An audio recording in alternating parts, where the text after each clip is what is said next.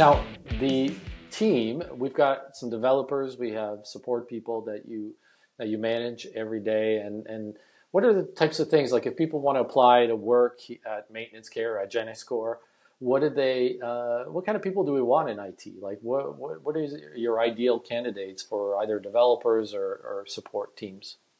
Yeah, I'll start off by saying, we use a whole gambit of resources here. We do have developers, full stack developers, report writers. We have technical support people.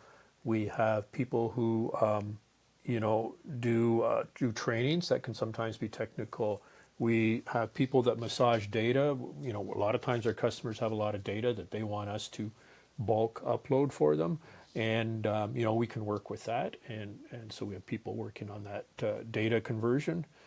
So the type of people we'd like to have, the type of people I like to have on my staff, if the person can put themselves in the shoes of the customer, the outcome is always going to be better.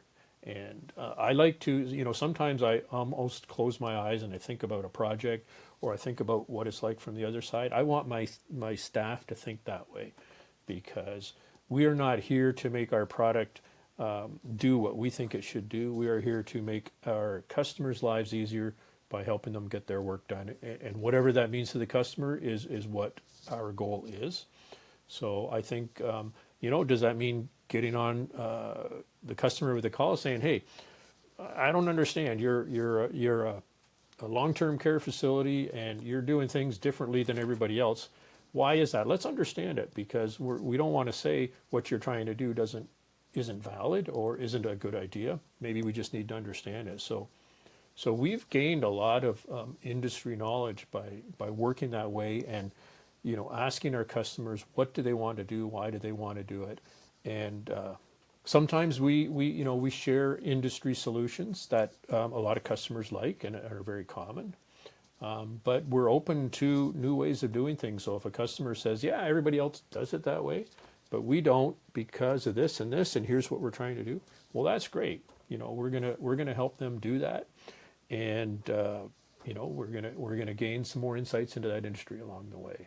Yeah, and absolutely. And I think one of the things that when we've talked about hiring new people too, it's like have a good knowledge of the job that you need to do. Obviously, you have to have the technical capabilities, but be customer focused, right? Like you're saying, that is a big, even, developers are known as being, kind of sitting in the corner and just working on their computers. But we have developers that talk to customers because they need to understand what we're trying to achieve. And this customer requested this feature and we want them to get it right from the source. So there might be a need to connect directly with the customer.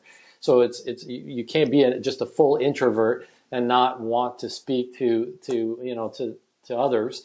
We work collaboratively with each other, so there's obviously a social component there that needs to also exist.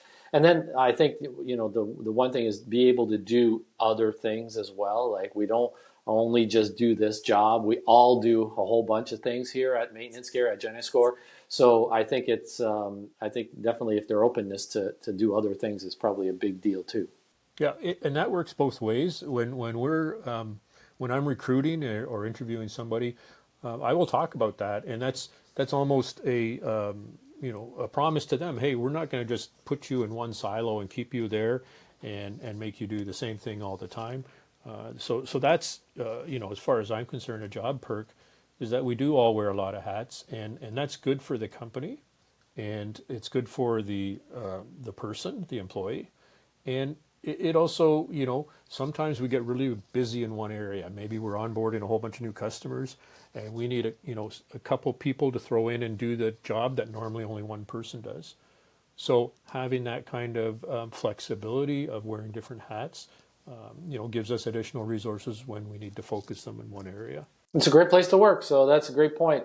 Well, thank you, Paul. I appreciate your time, and we're probably going to do this again. Maybe we'll do another touch point at some time in the future. And if you're a customer of Maintenance Care and you need to ask our team for any technical issues, it's Paul's staff that is helping. So if you have any issues, you can escalate those issues right to Paul. So that's why we're here. That's why right. We're here, Dan. And I look forward to doing another one of these. Absolutely.